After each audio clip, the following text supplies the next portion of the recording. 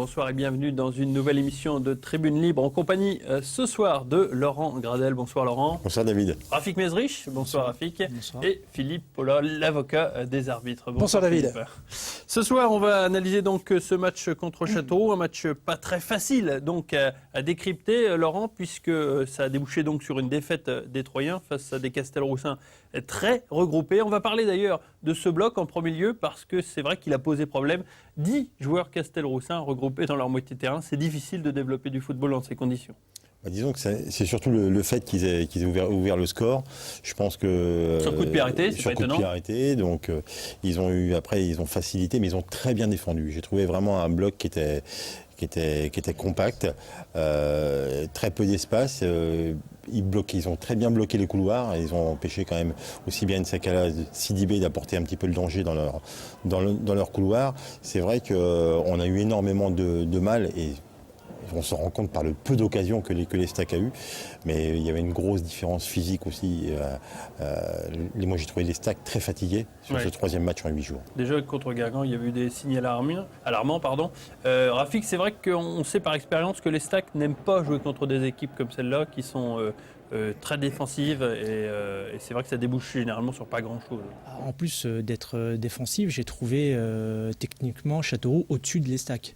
Je ne sais pas si vous avez un petit peu vu les images, on voit quand même que Châteauroux est bien resté derrière, mais qu'il y avait une facilité à se propulser vers l'avant assez rapidement, et techniquement, il perdait très peu de ballons. Ouais. Donc, et puis peut-être moins fatigué parce qu'ils n'ont pas joué mardi. Donc.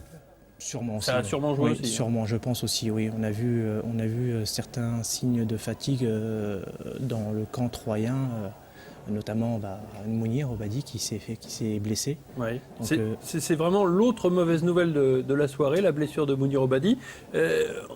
On répète Mounir Obadi, puisqu'on en a beaucoup parlé, mais c'est vrai que ça a son importance, puisque c'est l'un des Troyens qui dispute le plus de matchs donc, pour son équipe. Et puis c'est le meneur de jeu, tout simplement, c'est l'inspirateur, Laurent. Ouais, c'est vraiment la plaque tournante, c'est le créateur. Hein. Il est capable d'aller très vite vers l'avant, il est capable d'éliminer, il est capable de marquer. Donc c'est vraiment une personne importante du système troyen. On parle de 3 semaines d'absence, ça peut être préjudiciable pour la suite, Rafik? Ça peut être préjudiciable, mais je pense que les joueurs ont déjà démontré qu'il y avait des remplaçants de qualité au sein du groupe. Voilà. Oui, mais est-ce qu'on remplace Mounir Obadi ? Peut-être qu'on ne remplace pas Mounir Obadi, mais on changera de schéma tactique et puis on trouvera une solution pour essayer de trouver le meilleur jeu possible. Qu'est-ce qui vaut le mieux, Laurent, pour remplacer Mounir Obadi? Quel schéma tactique on pourrait employer? Avec Marcos peut-être dans le rôle Peut-être avec Marcos et puis apporter un attaquant qui puisse être capable de donner de la profondeur au niveau du jeu. Mais bon, on verra bien. Jean-Marc Furlan est suffisamment malin et a suffisamment d'expérience pour trouver la solution à ce problème-là. On va lancer le premier round du combat qui vous oppose à Philippe Paulet avec la séquence du fait du match.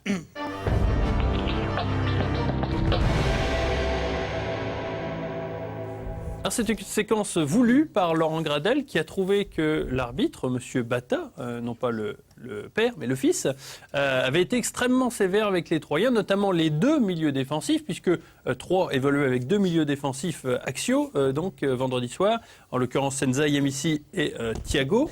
Ces 2 milieux défensifs ont été avertis très tôt dans le match en première mi-temps et Laurent Gradel souhaitait donc stigmatiser ces avertissements. Alors tout d'abord avec ce premier carton jaune rapide, c'est la première faute d'Enza Yamissi et l'arbitre ne l'avertit même pas verbalement, il lui donne un carton jaune. Seconde faute pour Thiago, a priori un duel aérien sans souci, mais l'arbitre décide de donner une biscotte aux Brésiliens. C'est ce qui a fait réagir Laurent. Avant l'argumentaire de Philippe Paulet, je souhaite laisser la parole à Laurent Gradel. Déjà pour éloge, je trouve que il y a un petit peu en plus de simulation, et il accentue un petit peu la faute, le joueur Castelroussin.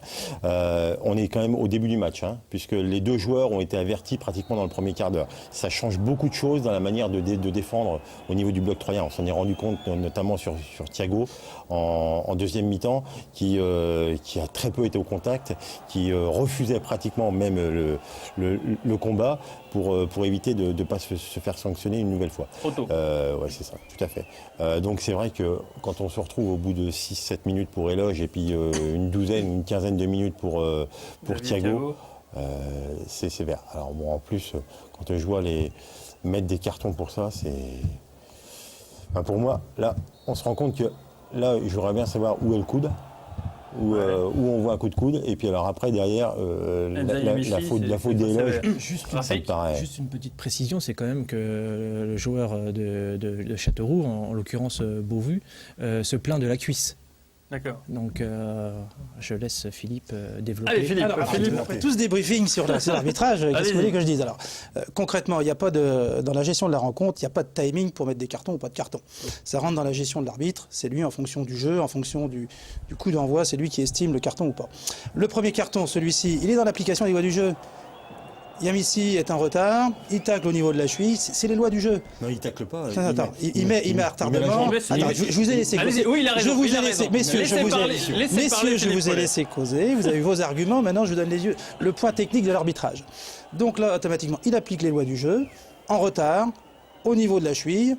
Il met le carton jaune. Là, ça rentre dans la gestion de l'arbitre. Il le met ou il ne le met pas, c'est lui qui voit. Ça, après ça, il peut très bien faire un rappel à l'ordre, il peut très bien laisser passer. Ouais. Dans sa gestion, il dit application des lois de jeu, je mets le carton. C'est strict quand même. C'est strict, mais. Passons à la seconde faute. Là, maintenant, sur Thiago, c'est l'accumulation, parce que bon, c'est sûr que quand on est arbitre, on le voit bien sur le déroulement du match.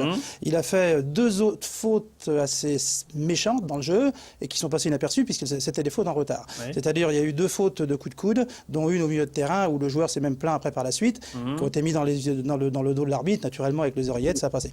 La faute par elle-même, on ne peut pas dire que la faute est méchante, mais c'est l'accumulation des 2 fautes sur le terrain qui ont justement porté l'arbitre à dire je sanctionne et je lui avertis justement par rapport aux 2 autres fautes. C'est l'accumulation des 2 fautes plus ou moins dangereuses qui ont été faites sur le joueur. Parce que quand on regarde bien, c'est vrai qu'il n'y a pas de grosses fautes. Non. Simplement qu'il va par derrière, c'est une charge, le coude un peu levé, mais c'est l'accumulation, il l'accueille quoi. Voilà c'est tout.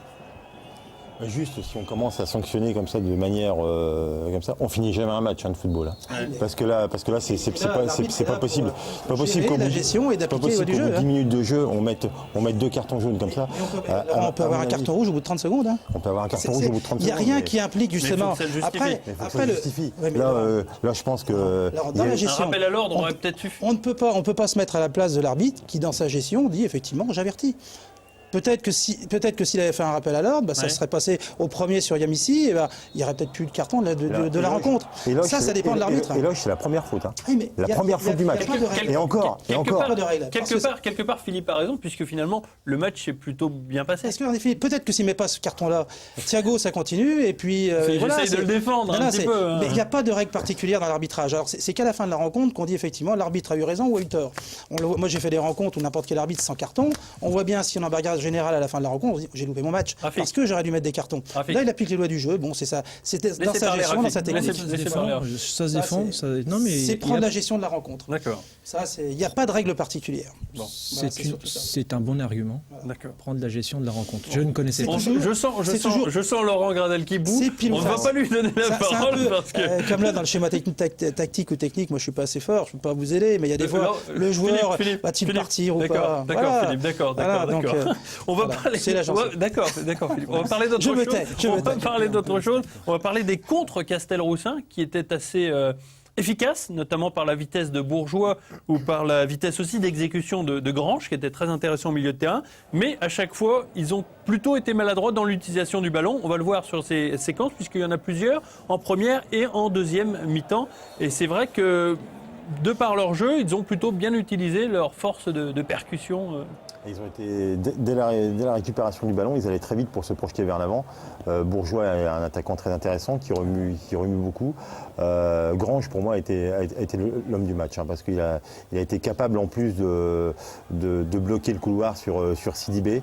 Alors, il a apporté énormément offensivement et en plus, il a fait un travail défensif considérable. C'est vrai qu'ils ont été un petit peu maladroits, heureusement pour nous. Un petit peu, beaucoup.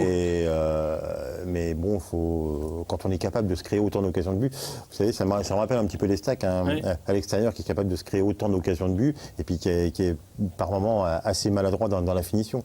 Ils ont quand même des arguments. Pour revenir tout à l'heure à ce qu'on disait, c'est vrai qu'on a du mal à évoluer face à une équipe regroupée comme ça. Quand on a perdu contre Arles-Avignon ici à domicile 1-0, c'était exactement le même schéma, mais ils avaient moins de joueurs de qualité. Moi, je trouve que, comme l'a dit Rafik fort justement, il y avait vraiment des joueurs qui étaient très intéressants. Ouais. Alors Châteauroux n'est qu'à 3 points du podium. Il faut peut-être y penser quand même un petit peu, même si entre nous, ça sera peut-être difficile pour eux. Vendredi, les Stacks affrontent le FC Metz. Curieusement, j'ai envie de dire que ce match arrive plutôt bien. Le FC Metz nous réussit généralement assez, et puis le FC Metz n'est pas franchement en bonne situation au classement. Disons, ce qui arrive bien, je pense, c'est la période de repos. On va avoir aussi. On va avoir une semaine pour préparer ce match. Parce que quand on a vu comment les joueurs ont fini fatigués cette rencontre, j'ai trouvé vraiment que cette période de repos va nous faire du bien. Après, on va être obligé de gérer, comme on a dit tout à l'heure, l'absence de Mounir Obadi. Peut-être que Metz est... Absence de 3 semaines. Oui, absence de 3 semaines. Donc il sera absent pour Notre le ami match. Thiago qui sera absent pour avoir pris un carton jaune. L'accumulation des fautes. Le carton jaune. Qui le prive du match contre Clermont, le match phare. Oui, ce match contre Metz, Rafik Disons que, comme le dit Laurent, je pense qu'il faut bien se reposer, se mettre en condition et essayer de repartir de plus belle. J'ai l'impression que c'est l'adversaire idéal pour se relancer. Il n'y a pas d'adversaire idéal. Il y a des matchs idéaux, mais il n'y a pas d'adversaire idéal. Je ne pense pas qu'il y a des adversaires idéaux. Je pense que c'est un match qui a son importance, comme les autres d'ailleurs. Le plus important maintenant, c'est de gérer le groupe, gérer les joueurs, la récupération et essayer d'arriver avec ce match avec une fraîcheur beaucoup plus importante que celle du dernier match. Voilà, pour essayer donc de remonter sur le podium en sachant que les Stacks en a tout à fait les moyens et puis que le championnat est loin d'être terminé puisque les Stacks reçoit Clermont, on l'a dit, et va au stade de Reims notamment. Et puis on voit que Clermont et Reims ont calé, Sedan aussi et Nantes aussi. Donc finalement, rien n'est joué. Merci messieurs d'avoir participé à cette émission. Merci Philippe d'avoir défendu donc, vos arguments. Et on se donne rendez-vous lundi prochain pour un prochain numéro de Tribune Libre. À très bientôt.